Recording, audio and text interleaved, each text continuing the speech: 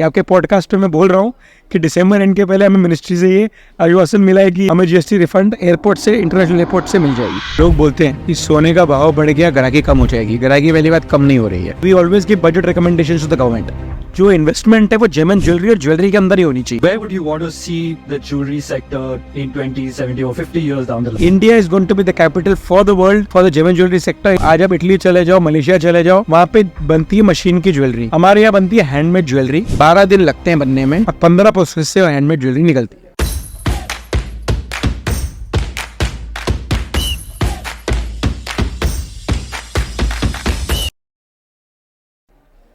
Hi guys, welcome to Jewelry Insider with Shan Chawla. Today we are with the industry expert Sayam Mehra of Gems and Jewelry Domestic Council with us, and he is someone who has extreme amount of knowledge in the industry, knowing from the top of the chain to the bottom of the chain. He has worked his way all his life. So, to you, Sayam. And we are at Gem and Jewelry Domestic Council is a council which is there from 2005, and now 19 years has passed. We are working closely with the government also in forming the laws when it comes to customs, to income tax, to GST. All the laws are first gone through the Domestic Council. We sit together. We have 3,500 paid members, 70,000 retailers who are connected all throughout India with GJC. We are doing many events at GJC also. We are doing two big gem and jewelry shows where more than 800 exhibitors, 15,000 visitors, 400 foreign buyers are there. More than 25,000 crores of business is happening at every show of GJC, which is happening in April and September. We are having 3 preferred manufacturer of India meets, which is happening in Goa, Delhi, Chennai, where there is more than 2.5 tons of business, which is about close to 1,700 crores of business is happening in this each event of preferred manufacturer of India event. We are doing Lucky Lakshmi, which is happening 1 month before Diwali. So the whole month we are promoting all the retailers in the country. Last year we've had Shruti Hassan as our brand ambassador. We've had about 12 A-listers from the Bollywood who were promoting the gem and jewelry sector. We've had more than 1,000 retailers participating for this event, which resulted in a sale which increased the sale of retailers for 12,000 crores in their month itself. So we would also like to thank the finance minister right now who's addressed the custom issue 9%. Let's talk about it. So Sayam, sorry to stop you there. I was being quite being curious about this loss of percentage on the import duty.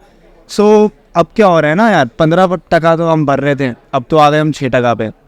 तो ये हमारे जो consumer के लिए ज़्यादा better बात है कि ये रिटेलर्स जो ज्वेलर्स है, B2C ज्वेलर्स है, ये उनके लिए ज़्यादा बेटर बात है? देखिए, ज्वेलरी जो इंडिया के अंदर गोल्ड आता है वो तो बैंक से ही आएगा और NBFC से आएगा। तो पहले जो 15% कस्टम ड्यूटी लगती थी, अभी वो कस्टम ड्यूटी लगेगी 6%। सो ऑटोमेटिकली 9% सस्ता गोल्ड इज़ बेटर रेट। जो पहले से रेट था उससे बेटर हो गया। 5,000 रेट्स रिड्यूस भी हो गए हैं। जो 5,000 था, अभी 70,000 प्योर का रेट हो गया और 22 कैरेट का 62,000 के करीब तक आ गए हैं रेट्स। तो जब कंज्यूमर पहले सोचता था कि मैं जा रहा हूँ दुबई, जेब में लेके जाऊँगा कुछ पैसे, 50 ग्राम की चेन, 100 ग्राम की चेन बनाऊँगा, अपना ट्रिप फ्री कराऊँगा। और ये हमने बहुत बारी ये चीज़ रिप्रेजेंट भी की थी। मेरी लास्ट ईयर मीटिंग हुई थी फाइनेंस मिनिस्टर श्रीमती निर्मला सीतारमण जी से। लास्ट ईयर मेरी मीटिंग थी, सेंट रेगिस में हुई थी। उनमें मैंने उनको बोला, मैम आप ये जब तक कस्टम ड्यूटी कम नहीं करेंगे तब तक इंडिया के अंदर जो बूम है वो नहीं आएगा। आज भी कस्टमर्स चाहते हैं मलेशिया चले जाए, सिंगापुर चले जाए, थाईलैंड चले जाए, जहाँ 0 कस्टम ड्यूटी की जगह है वहाँ चले जाएँ और जाके बाय करके इंडिया में आ जाते हैं।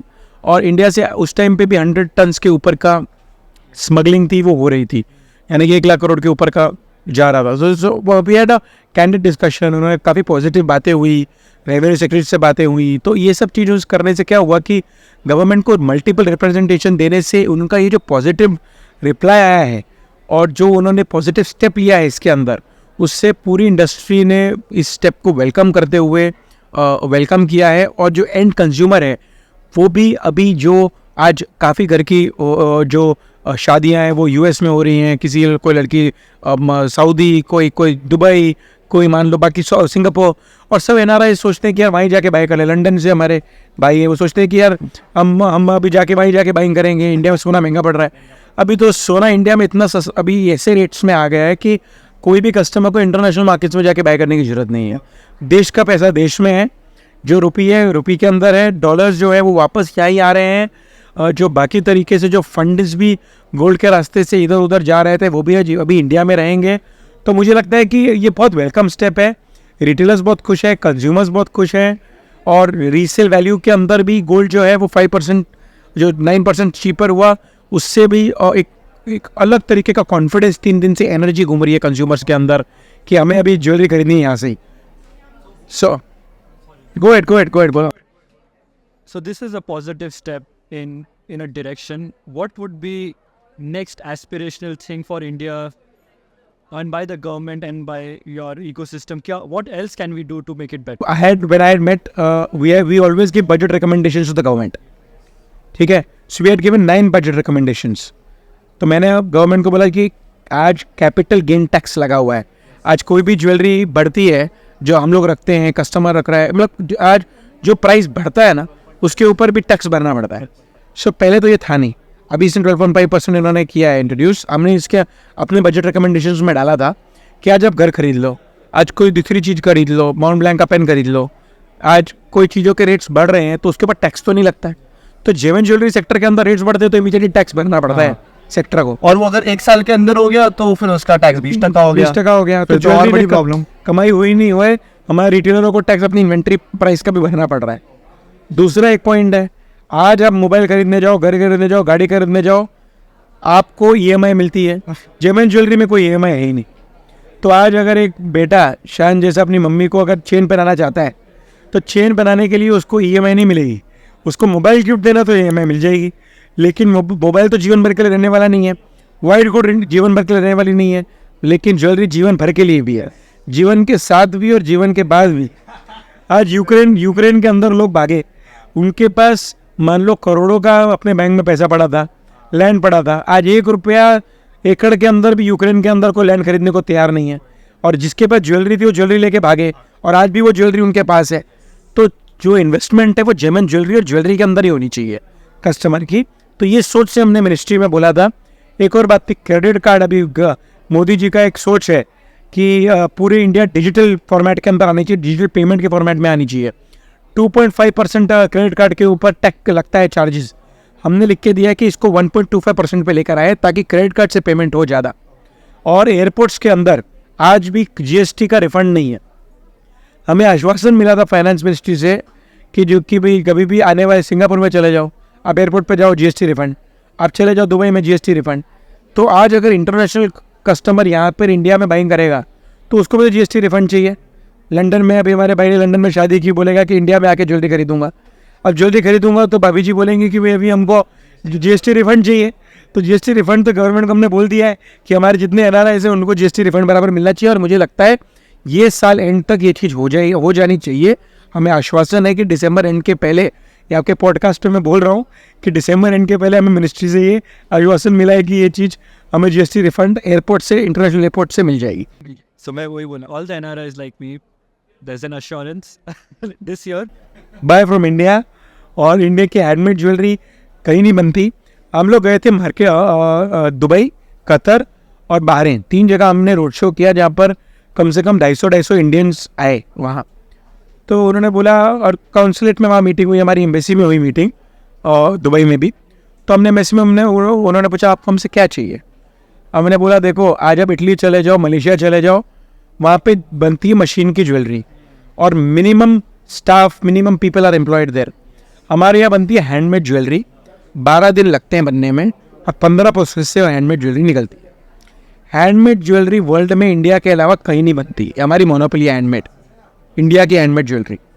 अब ये हैंडमेड ज्वेलरी जो है, अगर हम इसको प्रमोट करते हैं इंटरनेशनल मार्केट्स के अंदर भी, और जिस तरीके से हम आने वाले टाइम के अंदर इन्फ्लुएंसर्स को भी GJC के थ्रू बाकी कंट्रीज़ में भी एम्प्लॉय करना चाह रहे हैं, उससे इंडियन हैंडमेड ज्वेलरी जो सेल आएगी। आज एक लेडी सोचती है मैंने LV का बैग पहना बड़े शान से, और जिमी चू के जूते पहने बड़े शान से, लेकिन आने वाले सालों के अंदर हमारी जो काउंसिल है इंटरनेशनल मार्केट्स के अंदर इंडियन हैंडमेड ज्वेलरी जो बन ही नहीं सकती, इंडियन हैंडमेड ज्वेलरी नहीं बन रही है, कहीं नहीं बन रही। और आज भी हम एक्सपोर्ट करते हैं ना, तो highest exporters is India to the world. Indian handmade jewellery 200 tons of Indian handmade jewelry is sold, which is accounting to 1.7 lakh crores in Indian amount। तो ये ज्वेलरी को हम की सेल बढ़ाएंगे जब एक lady from the international women will feel pride in wearing Indian jewelry. So we are working on those lines. We are employing print media, we are employing influencers in the foreign land कि हम इसको इस तरीके से promote कर सकें। That's amazing. I think the future of gold industry in India is looking completely like running as fast as Usain Bolt. And right. I had a question where I think this is one of the promising sectors for India in the future, and we have already started dominating. If I tell you, now we are in 2024, let's think we are in 2074. We might be retired or old or wherever we will be. Where would you want to see the jewelry sector in 2070 or 50 years down the line? See, people say, लोग बोलते हैं कि सोने का भाव बढ़ गया, ग्राहकी कम हो जाएगी। ग्राहकी वाली बात कम नहीं हो रही है, सिर्फ डिजाइन बढ़ रहे हैं, कैरेटेजेस डिफरेंट हो रही है। 22 कैरेट चल रहा था, अभी 18 carat is also something which is running very well. और ज्वेलरी जब तक इंडिया के अंदर हर 2 महीने में त्यौहार है, हर और त्यौहार के अंदर करें क्या? आज त्यौहार के अंदर लोग ज्वेलरी खरीदते हैं, कपड़े थोड़े खरीदे, मान लो गाड़ियाँ खरीदी, लेकिन ज्वेलरी की जो आज भी चाह है वो कम नहीं हो रही है। और 50 ईयर्स डाउन द लाइन सिर्फ डिज़ाइंस बदलेंगे। आज अगर हमारी इंडस्ट्री में 7 लाख करोड़ इंडिया में इंपोर्ट होता है गोल्ड, और 10 लाख करोड़ ईयरली की इंडस्ट्री है, हर साल 2030 तक ये इंक्रीज होगी about 10% yearly.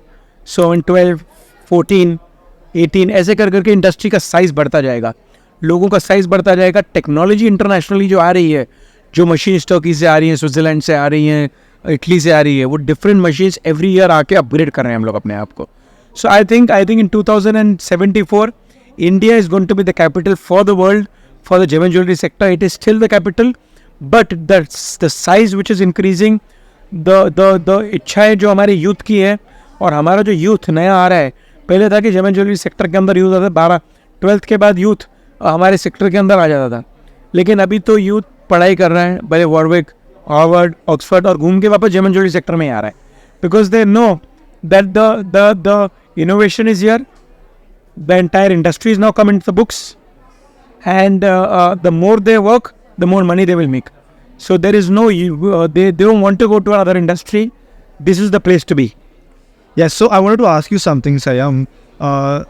The unorganized players, or we say, let's say traditional jewelers, उनका है ना यार शेयर ख़त्म हुए जा रहे हैं मार्केट में। ऑर्गेनाइज्ड सेक्टर वाले आए जा रहे हैं, maybe corporates we would say are coming to play, and इसमें इनका नाम बोलते हैं कि they don't give us proper certifications, they don't give us hallmarking, they don't give BIS standard logos. तो उसके लिए ज्वेलरी, ट्रेडिशनल ज्वेलर्स के लिए, to create a credibility and trust, what is GJC doing in that terms, and how? See, we are doing Lucky Lakshmi event also, but there was a trust mark which we had started many years back. We're starting it again. Or we would request jewelers to get the diamonds also certified. Gold should be hallmarked. And the difference is not in organized and unorganized, it is also books and outside books. If you want to deal in books, which is the hallmark, पैसा check में लो, payment credit card से लो, तो आपको 99% problem नहीं आएगी, और scalability के अंदर कोई दिक्कत नहीं आएगी बिजनेस को स्केल करने में। आज आप हॉलमार्किंग करवाओगे अपनी ज्वेलरी को, कस्टमर जब कहीं भी इंडिया के अंदर बेचेगा ना माल, उसको बेचने के अंदर, उसको रीसेल करने के अंदर कोई दिक्कत नहीं आएगी। सर्टिफिकेट एजेंसीज हैं, उनसे सर्टिफाई करवाओ के आप रीसेल करने जाओगे, उसमें फिर एक सर्टिफिकेशन के हिसाब से कंज्यूमर कॉन्फिडेंस क्रिएट हो रहा है। छोटे प्लेयर्स जितने हैं वो फैमिली रिलेशन के हिसाब से अपनी तीसरी पीढ़ी, चौथी पीढ़ियों से काम करते आ रहे हैं, लेकिन आज का जो नई पीढ़ी है, जो अपने शॉप्स के अंदर जो भी काम कर रहे हैं, IT सेक्टर, दूसरे सेक्टर्स में इतनी अच्छी सर्विस देते हैं, इतनी अच्छी ट्रांसपेरेंसी रखते हैं, तो मुझे लगता है वो वही चीज़ एक्सपेक्ट करते हैं अगर वो ज्वेलरी खरीदने जा रहे हैं। वो ट्रांसपेरेंसी से अगर काम होगा, कस्टमर को अच्छा हाई मिलेगा, अच्छी सर्विस मिलेगी। जो आई थिंक अबाउट 40 कॉर्पोरेट जो इंडिया के अंदर है, 40 to 50 कॉर्पोरेट्स, उनका बिजनेस शेयर अभी 42% हो गया है out of 100, and it is going to increase to 50% तक इंक्रीज हो जाएगा आने वाले 2-3 सालों में। अगर आने वाला family jeweller, very important for the gem jewellery sector, कि family jeweller also flourishes, if there is transparency they will flourish. अपने कस्टमर को सही बोलें. जब माल पैसा वापस देने आए, बेचने आए, तब वो वापस तरीके से उसी तरीके से माल वापस लेके पैसा दे. और कभी भी कस्टमर दुकान में आता है, जितने का उसने माल खरीदा है 3 साल बाद उससे ज़्यादा उसको पैसा मिल जाता है वापस. बिकॉज गोल्ड रेट्स बढ़ रहे हैं, डायमंड के रेट्स बढ़ रहे हैं, जेमस्टोन्स के रेट्स बढ़ रहे हैं.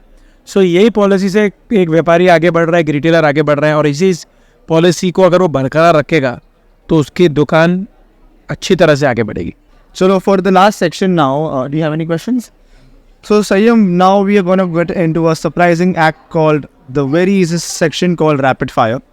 हम आपको एक वर्ड देंगे and आपको 0.3 seconds में जो बोलना है बोलो. I mean whatever comes to your thought, first thing. Okay, let's start with the rapid fire.